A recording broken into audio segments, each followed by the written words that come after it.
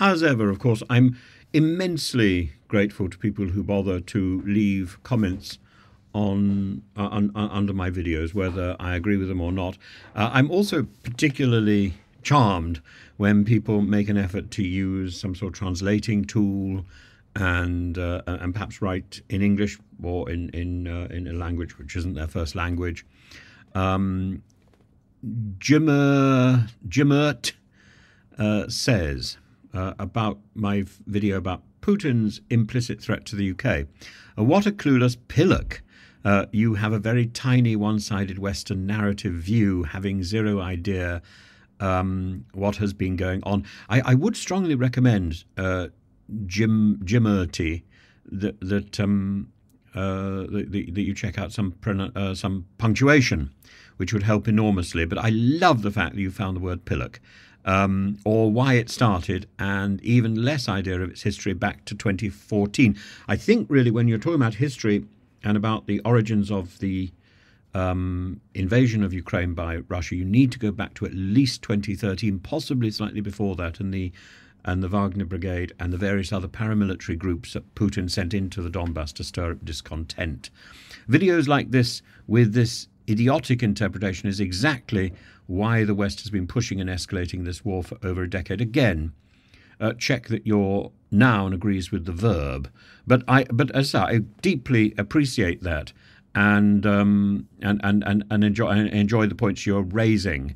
So to look in a little bit more detail at what you're saying, if Russia was responding righteously to an invasion by Ukraine, which of course it isn't, then probably its army would be significantly more focused on winning. Instead, the desertion and the conscription evasion has been astonishing since the beginning of this special military operation. The increase in desertion attempts, the Iditya Lesom project, which assists Russian soldiers to desert, has reported an 89% increase in requests for help over the last 2 years compared to right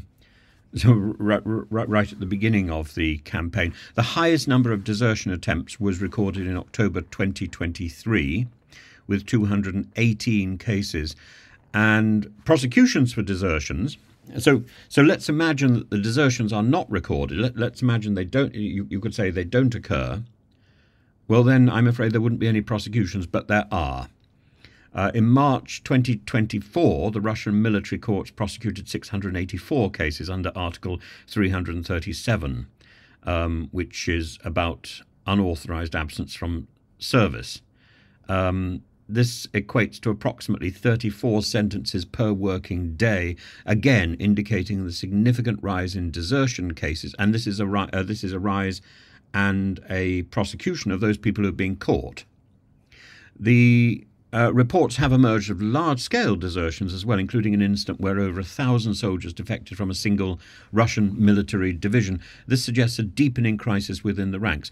In addition, the efforts to avoid conscription with medical and educational exemptions, full-time students and individuals with certain medical conditions are exempt from service.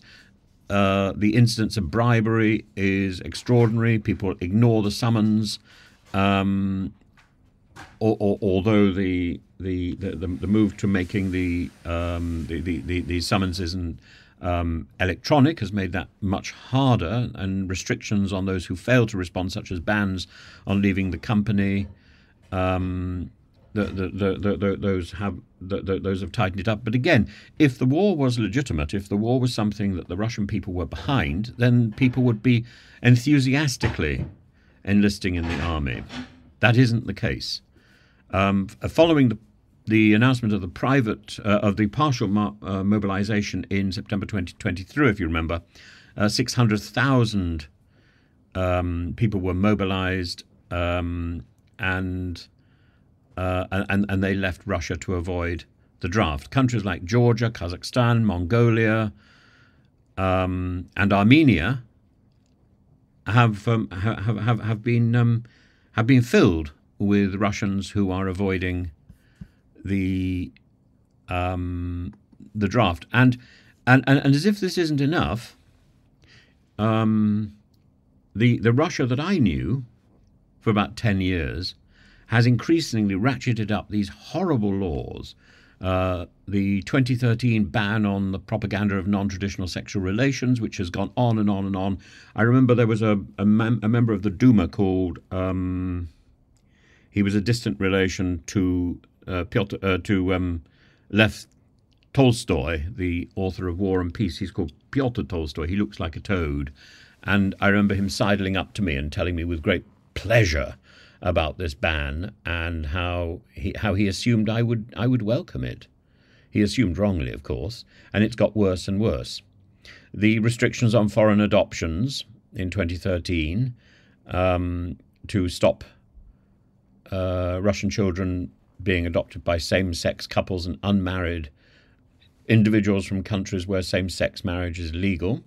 The undesirable organizations law, which allows, in 2015, I think, which allows authorities to clamp down to declare foreign and international organizations undesirable, leading to the prohibition and criminalization, and even people. 2016, the expansion of the foreign agents law, which could label individuals, perfectly ordinary Russians, as foreign agents simply because they're saying or doing things which the current government doesn't like. The 2020 constitutional amendments, which define marriage exclusively as a bond between man and woman, essentially, effectively, constitutionally banning same-sex marriage. The expansion of the gay propaganda law in 2023, the ban on gender transition procedures in 2023, the ban on adoption by citizens of countries allowing gender transition, bans on people protesting, and people are terrified to go out into the streets and question the nature of this war. And so on. The list is endless. If this is not a repressive regime, then I would love to know how you define a repressive regime. So if you think this is a one-sided Western narrative, please give me the other side, and please tell me how excited and enthusiastic Russians are about this war that has been forced on them by the Kremlin dictatorship, by this Kremlin tyranny. Because I speak to many Russians, and certainly when they're not afraid of speaking in their own country, they are significantly less enthusiastic about what Putin is doing in their country. Of course, I wouldn't encourage anybody to say anything indiscreet. I would be extremely careful, because you know, as we used to say in Britain, I think during the Second World War, which was born before my time, walls have ears, and as I say, beyond all that, Jimmert, congratulations on the splendid English, but check on your punctuation, because your punctuation would improve your efforts enormously. And thank you very much, and please leave more.